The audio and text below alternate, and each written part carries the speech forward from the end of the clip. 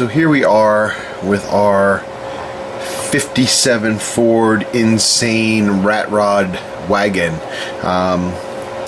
After quite a lot of effort, I gotta tell you, I finally got the roof to where I like it, where I feel it should be.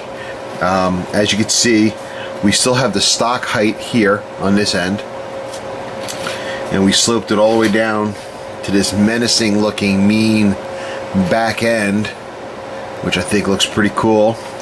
We're able to use the same pillars in the back that came with, and in the middle. All of that is original. I just modified a bit. We had to shorten these pieces here. The back ones had to be kind of, how to do this on the camera here, had to be basically like this. It's straight. We had to flare them out a little bit on the corners to get them to fit, which was a fun process since those corners are so small. They didn't really want to flex very much, as opposed to these. After I shortened them, they were basically almost vertical, and I could drop the roof in between them without a problem. So of course they had to go in, so with a little bit of heat, and literally it took very little heat in order to manipulate these pieces to go into where they were supposed to. Again, this was very, very challenging. Took a lot of work with hot water, boiling water really, and heat gun to really get them to go. The gap here at the front, if you remember, I talked about the attach points for the roof line are going to be the corners here and here. That's where the plastic met the original plastic, but there was a gap in between. Using epoxy sculpt, I rolled a really, really thin line out, applied it in between the gap, smoothed it out, and used some water on my finger to really rub it out. Rub it out. Smooth it out and make it look better. A coat of primer will tell us exactly how well I did at that task. If not, I can always go back, attack it with my sanding sticks, and it should work out pretty well. If you remember also, we had to lengthen the roof because when we dropped it down, it went from, imagine this at its steady ride, its stock ride height, it sat right about here where it's supposed to, but when you canted the angle of it, it actually shortened it up, and this drip line here was past, it was like over here, on the tailgate. So I wanted that to look almost like it's in its original position. So we cut the roof along the molding line, extended it, looks like about 1/4 inch maybe. Filled it with epoxy sculpt.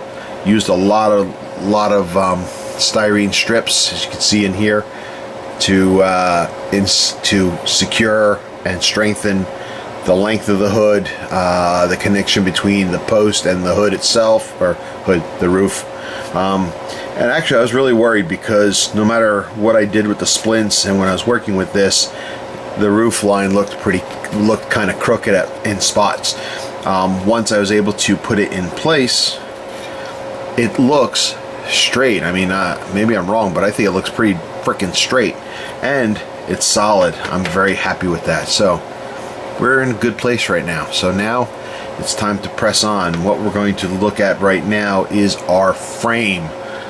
Okay, if you recall a picture of the car itself, as you can see here, this is what the area we're going to look at right now, is this part of the frame. I decided this has got a custom frame inside this whole car. I decided for the purposes of this build, I'm going to use my original frame and chassis, and that of course is going to come from the back end of the car all the way to about the same line here. Mine comes back like this, but still it's the same point it's going to come to. From there, I'm going to have to modify and extend the frame.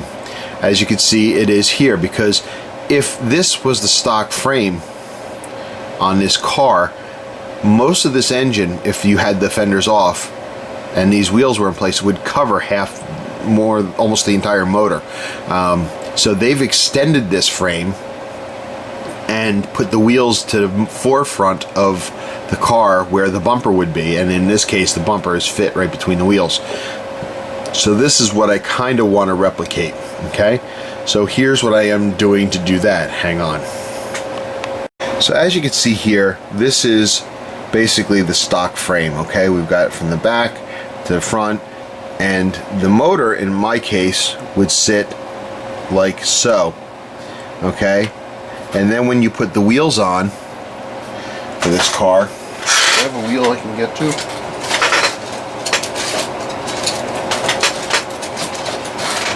I don't. Oh, hold on. Sorry about that.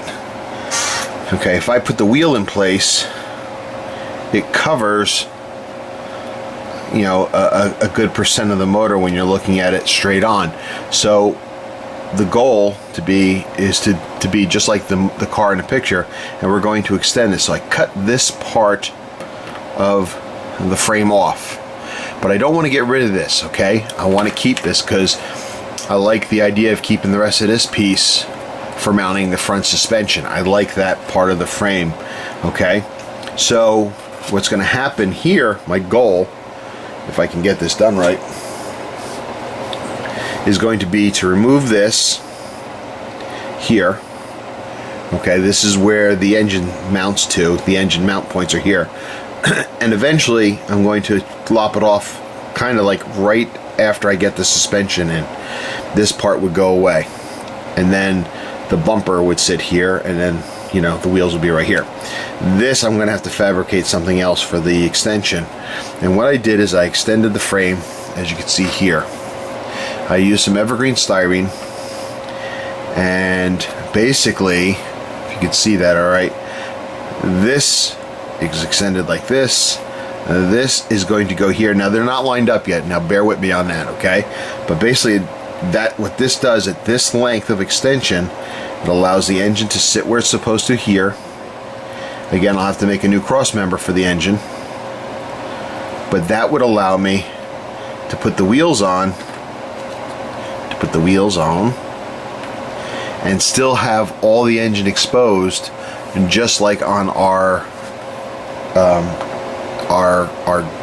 guide, our model. So that's where we're going with that. Now, also, let me swing you around here again. Hang on. Now, I hope I can convey this right, and you'll see what I'm saying. If I look at this car, okay, this car looks like it's bent. The ass is in the air. The front here is not even level. It almost looks like it's at an angle like this in some ways, and I think that's for the front suspension. But this part here also looks like it's like this. It's not a flat horizontal frame. I could be wrong. The back end could be blocked or something like that to make it look like that. I'm not really sure, okay? But it really looks like it's coming down and then back up again. I mean, I'm being extreme here, but it comes back up again. What I want to do with mine is to basically, I want from the white forward, I want this to be horizontal to the ground. From the black piece back, I want it to have a little bit of an angle. This way, when we put the body on, adjust this a little bit, okay? So basically, when I get the body on this frame and it's in place and locked down, I want the back end of this to be up in the air, and I want this roof line to be the horizontal piece to the ground. That's what I'm shooting for. So I'm not sure of the angle. I'm not sure how it's going to work once I get the suspension in.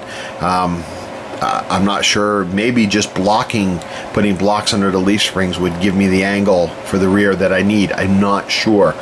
But what I did to prepare for this, and maybe I'm off base on this could come back to bite me in the ass, but it's a model, it's fixable. Here's what I did. I took this evergreen styrene right here. I cut it in length. Okay, I cut 2 pieces. And then using my miter block, I cut it at an angle.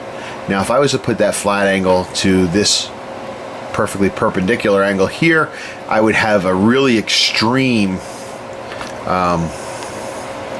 back end in the back, and then this horizontal is too much.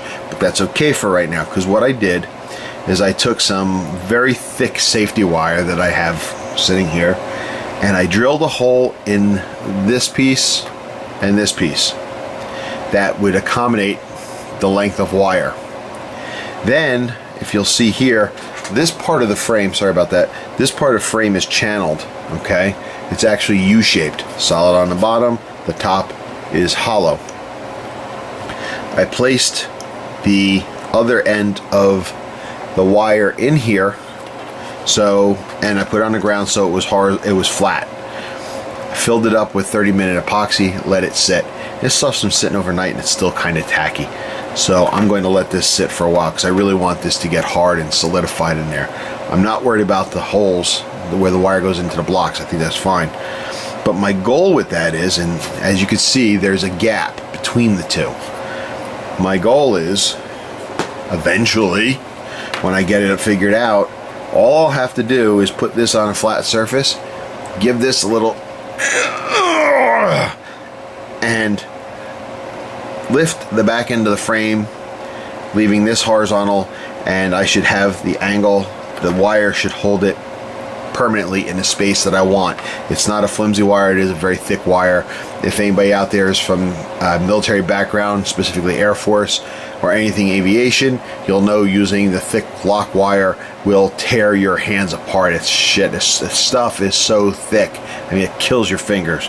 So I have no doubt that when I'm done and get this in the right position, it's going to stay.